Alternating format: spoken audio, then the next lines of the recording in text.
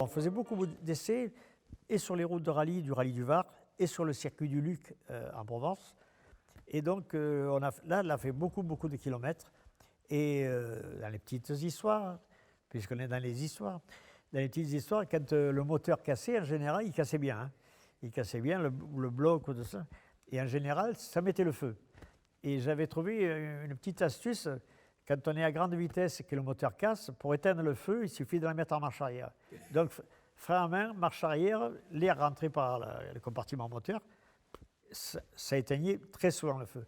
Et après, changement de moteur, et le lendemain, parce qu'on restait au moins une semaine, 6 ou 8 jours facile.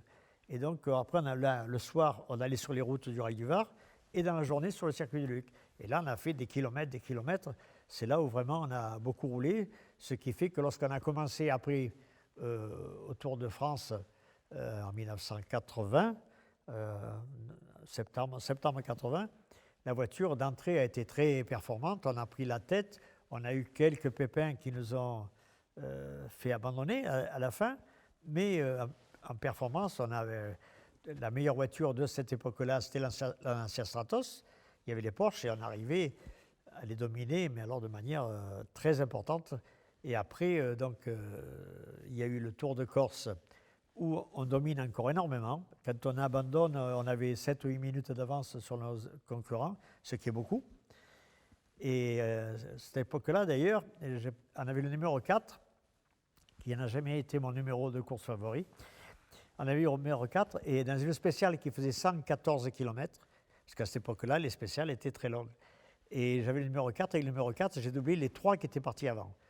Andrué et les 2 pilotes suédois, Salonen et Marcus Allen, je crois. J'ai doublé tous les 4 sur les 114 km, ce qui prouve que la voiture était vraiment très performante. Et donc, on est déçus parce qu'on n'abandonne pas très loin de l'arrivée. Et en 81, Monte-Carlo, et victoire. On gagne avec la 5 Turbo, ce qui a fait bien sûr beaucoup parler, parce que c'est la première victoire d'une voiture en moteur turbo. En même temps, Audi débutait avec sa Audi 4 roues motrices, turbo également. Et on va dire qu'ils ont eu beaucoup plus d'ennuis que nous. Et on gagne, ce qui pour Renault et pour la presse et pour les médias, tout ça a été un beau truc. Au début, on voyait que la performance de la voiture était bonne, que la puissance du moteur était bonne, mais que l'utilisation était un peu plus compliquée, ou beaucoup plus compliquée, au début en tout cas. Donc quand on arrivait dans un freinage, il fallait freiner, lever le pied accélérateur et freiner plus tôt que s'il n'y avait pas de turbo. Et par contre, une fois qu'on réaccélérait, il fallait réaccélérer plus tôt qu'une voiture qui n'avait pas de turbo, parce qu'on savait que la puissance allait arriver plus loin. Donc il y avait une anticipation de pilotage volant, de conduite.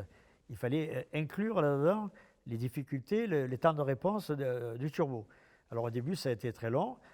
Nos camarades de la Formule 1 ont eu à peu près les mêmes problèmes, puisqu'ils avaient beaucoup de puissance, mais pas toujours exploitable dans certaines conditions. Et en 81, nous avions 292 chevaux pour 900 kg. La voiture, sur la neige complète, 100% de neige ou 100% de sec, c'était extraordinaire. La performance était là, tout était là. Par contre, s'il y avait des plaques de glace sur 100 mètres, après c'était sec sur 3 km, après un peu de neige et un peu de glace sur 1 km. Alors là, quand la puissance arrivait, il fallait se battre avec la voiture pour ne pas faire de tête à queue. Donc l'objectif numéro 1, c'était pas faire de faute. Et tout ça faisait qu'on conduisait certainement moins bien que dans la partie neige maxi ou asphalte maxi. Pour le reste, on ne se posait pas trop de questions. Là, sur les parties où il n'y avait que 5 ou 10% de glace sur une spéciale, en plus, quand il n'y avait que 5 ou 10% de glace, on ne choisissait pas des pneus avec des clous. Et là, ça a augmenté encore le phénomène. Mais c'est vrai qu'après, à partir d'un certain moment, à partir de 82, le temps de réponse a été fortement réduit en baissant la puissance d'une vingtaine de chevaux. Et après, on est remonté dans la puissance tout en gardant une facilité d'utilisation. Et avec la 5 Turbo, la Maxi qui avait 350 chevaux en rallye et presque 400 en super tourisme. En super tourisme, le seul problème était, on avait une première peut-être un peu trop longue, et le moteur, on tirait un peu trop long, et on avait du mal à faire patiner les roues arrière au démarrage pour démarrer comme une fusée. Ça nous a joué quelques petits tours, mais une fois qu'elle était partie, après une fois qu'on avait fait les 20-30 premiers mètres, après c'était impeccable.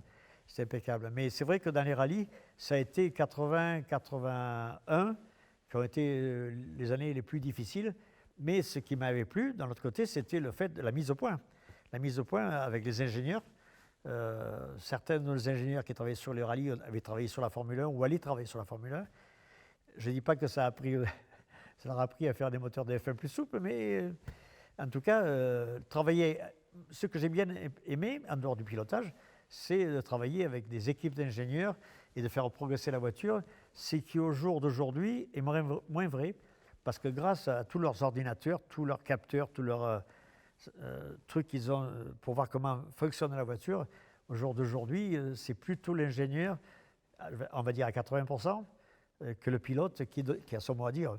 Alors qu'à notre époque, c'était si l'ingénieur qui était avec nous dans la voiture, comme François Bernard ou Gilles Allemand, était dans la voiture, on arrivait à la fin de l'aller-retour de la base d'essai, on se regardait et tout de suite, on avait la même réaction.